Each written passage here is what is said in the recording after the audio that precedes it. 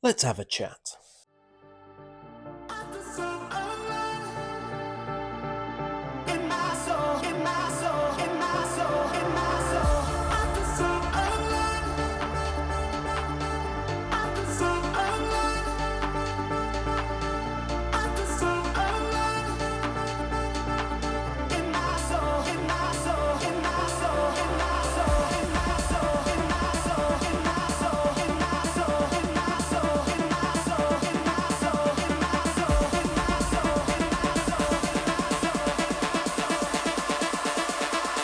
I realised that I never really jumped into the topic of how I was able to lose 10 kilos since January. In just 3 months, I was able to drop from over 95 kilos down to 85 for a little bit over a 10 kilo weight reduction. This to me was much faster than I anticipated being able to do it.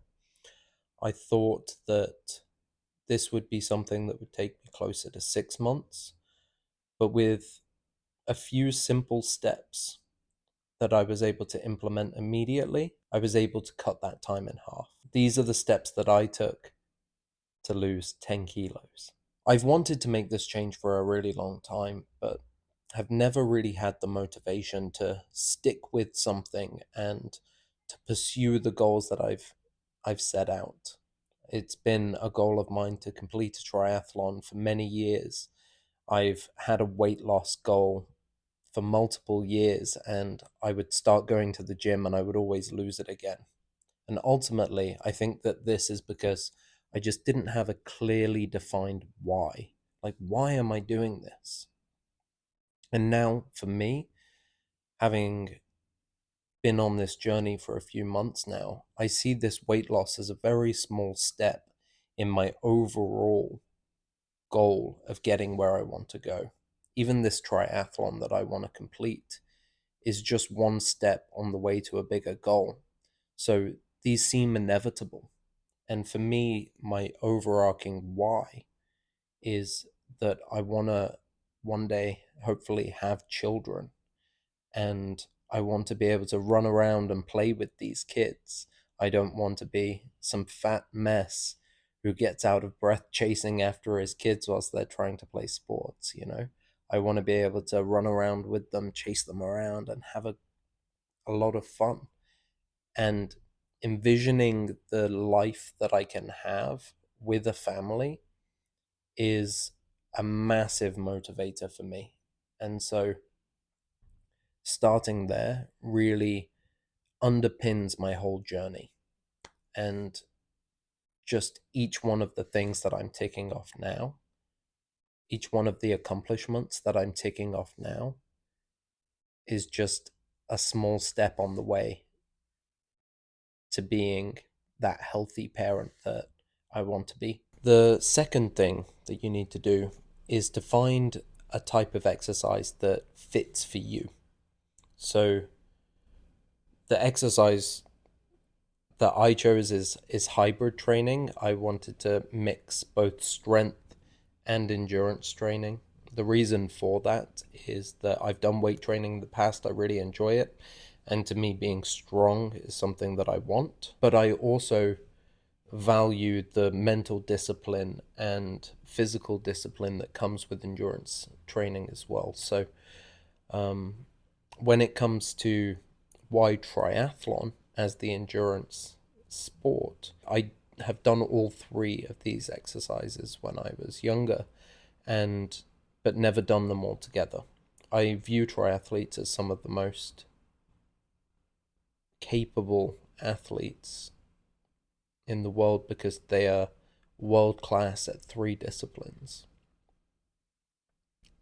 And I think that this is true as well for the Olympics. And I think that we should glorify decathletes a lot more than we do.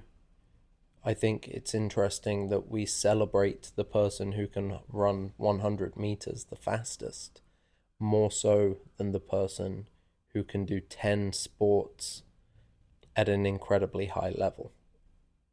And I think that well roundedness is really an attribute that I think is important and strive to achieve. So for me, my chosen sports are weightlifting and triathlon, but you should pick something that ultimately you care about and you're passionate about, because you're don't just pick something because it's the best.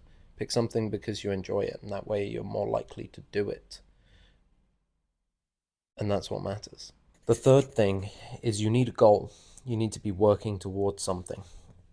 So that was one of the first things I did, was sign up for my triathlon. You need skin in the game that will keep you training and keep you pushing forward. By signing up for an event, it gives you something you can work back from, a reason to push every single day that you're training, and a reason to go out there when the weather's crap. If you don't have that goal, it doesn't really matter if you skip today. It doesn't really matter if you skip tomorrow. In fact, it doesn't really matter if you skip any day, does it? That's why you need one. So that you have a reason to go out there, you have a reason to get better, you have a reason to push. Like, we all lose motivation. Like, we can enter into things with the best of intention, but come the end of the day, there's going to be a moment where it gets hard and motivation fails you. You need a purpose, you need drive more than motivation. And having that goal in place ahead of time is the way to do that. So you can parlay your motivation by signing up for something, and that will give you the drive and the reason when you lose motivation later in the cycle, and it will still give you the reason to go out. The fourth aspect of how I was able to do this is that I completely reformed my diet. Calorie counting is the best way to lose weight. It just is. If you are taking in more calories than you're expending, then you're going to gain weight. And if you're taking in less calories than you're expending, then you're going to lose weight. It's how it works. So I started tracking meticulously everything that I was eating. I lowered my calories to maintenance calories, which for me was about 1,800 calories per day. And so then on top of this, all the exercise that I'd started doing became my calorie deficit. I wouldn't necessarily recommend this approach for everybody. There was some days where I went really hard, and I probably needed some additional fuel. But to me, it was the easiest way to do it. And it just made sense. All my meals were built around having this 1,800 calorie diet. So I had a great time. And for me as well, I really like snacking. Snacking is a big thing for me. And so I broke down my meals. I had breakfast, I had a morning snack. I had lunch, I had an afternoon snack. I had my dinner, I had like a dessert or an evening snack. So I was eating at least 6 times a day. So that by having this grazing ability, I knew it wasn't too long until the next meal. I also made the conscious decision to try and keep as few carbs as possible for the evening. So I wanted to make it so the majority of the carbs that I was eating were being eaten at lunchtime, and then I was mainly having more like protein and salad for my evening meal. And for me, this worked better. It did result in feeling a bit hungry at night sometimes, but it made me feel lighter, and I had the energy earlier in the day for the big workouts that I was doing. And kind of tied into the diet for my next point is, I think it's really important that when you're eating healthily, you really need to make effort when it comes to cooking. I think having meals that you find truly delicious will go a really long way in being able to stick to your diet. It took my partner and I a little while to find a group of meals that we enjoy, but we have a rotation of roughly 10 meals that we are able to cycle through depending on what mood we're in, all of which we know the calories for and that we know we find very delicious. And that's what matters. There's very little on there that we're not looking forwards to eating. It's I think you need to put in the effort to find meals that you enjoy and to find a way to make them work within your calories, where it doesn't feel like you're sacrificing by having a healthy meal, that you are actually looking forwards to it every time. And then you're not going to be as tempted to deviate from your diet because you're excited to eat each meal. For the next tip, what gets measured gets managed.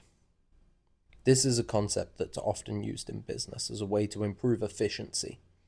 And we can use that in the same logic to improve our efficiency with weight loss as well. So what I recommend you do is, if you don't already have a set of scales, go out and get some. Because what I was able to do is weigh myself every single morning.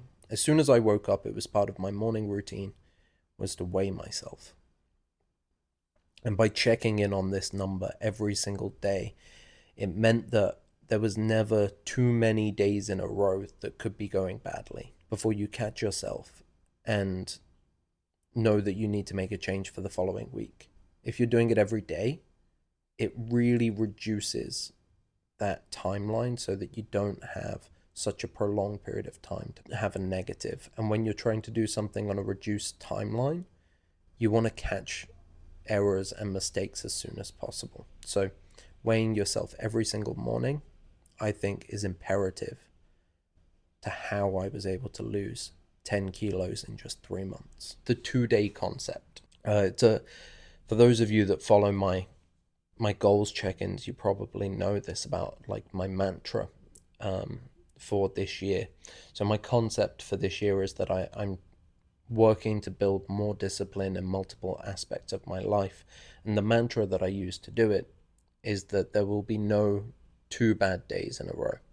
It is that missing once is okay. Things happen, things come up. It's okay to miss something once. But as soon as you miss something twice, then you're starting the formation of a new habit. And this is not okay. So I've parlayed that into my weight loss routine, my exercise routine. I don't miss one day very often when I'm doing with my diet or my training, but the couple of days that I have missed, you can guarantee I didn't miss the following day. And I will not let myself start forming a new negative habit when I'm working so hard to form positive ones.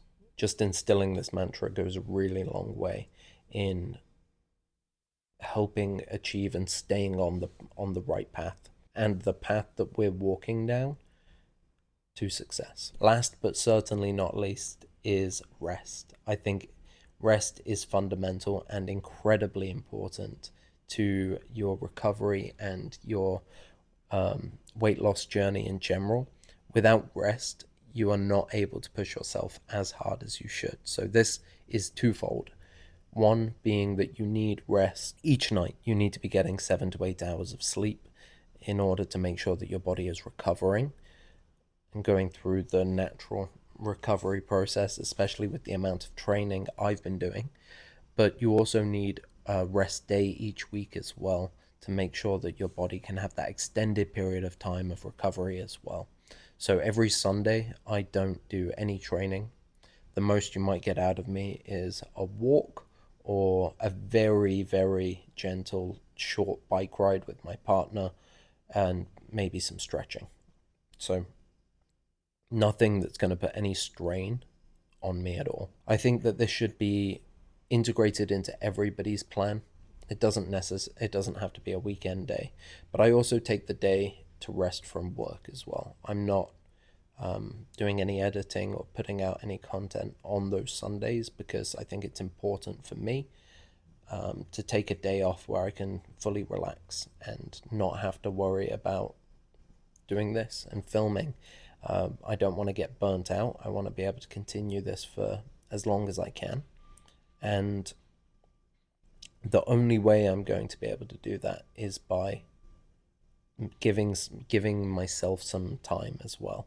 So these are the 8 things that I used, and I think if you were to do them as well, you would have success. Fitness is so helpful to have in these small mundane aspects of life, and I feel so much better for it.